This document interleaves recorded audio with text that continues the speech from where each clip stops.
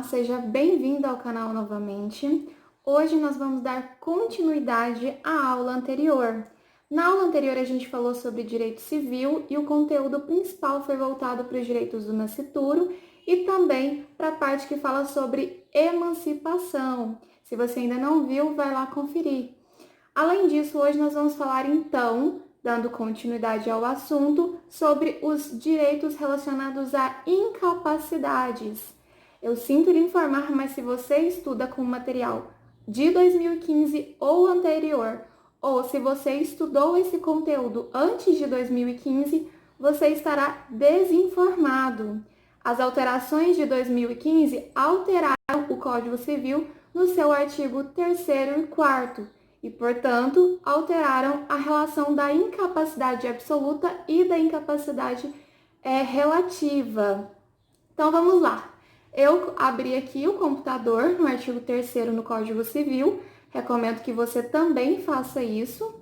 Aqui a gente está falando no artigo 3º no seu caput sobre a incapacidade absoluta, e aí quando a gente vai para o artigo 4º, ele vai falar sobre as situações de relatividade da incapacidade.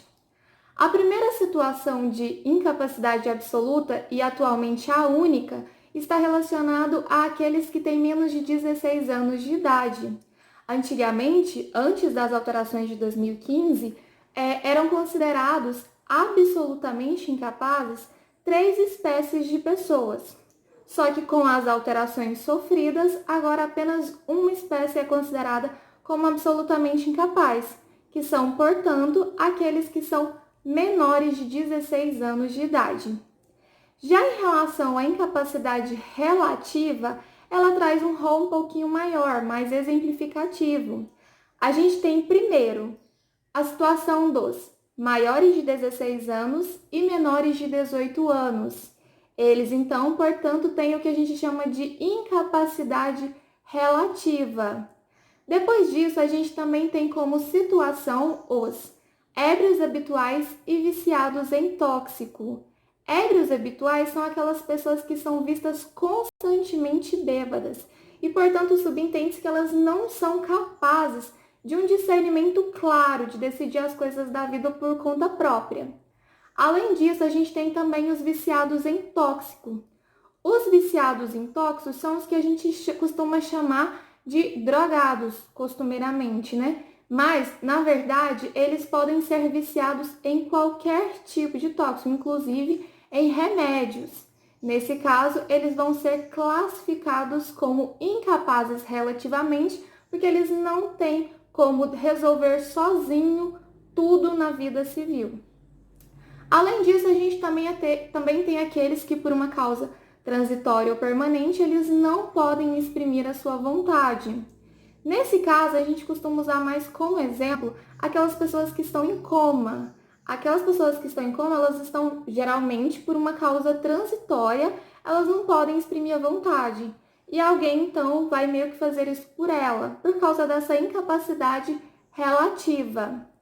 E, além disso, a gente também tem o caso de pródigos. Os pródigos, essa palavra é um pouquinho desconhecida da maioria das pessoas, mas os pródigos são aquelas pessoas que elas não têm controle sobre administrar dinheiro, sobre administrar os seus próprios bens.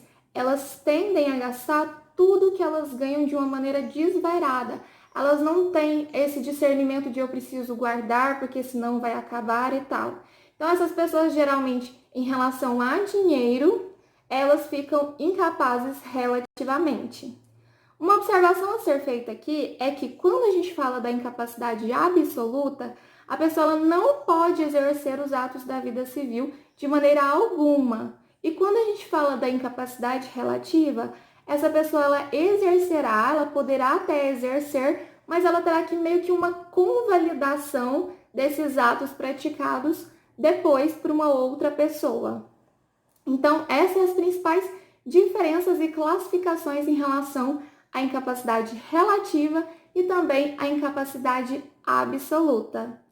No próximo vídeo, a gente vai dar continuidade falando um pouco sobre os direitos da personalidade, então não perca!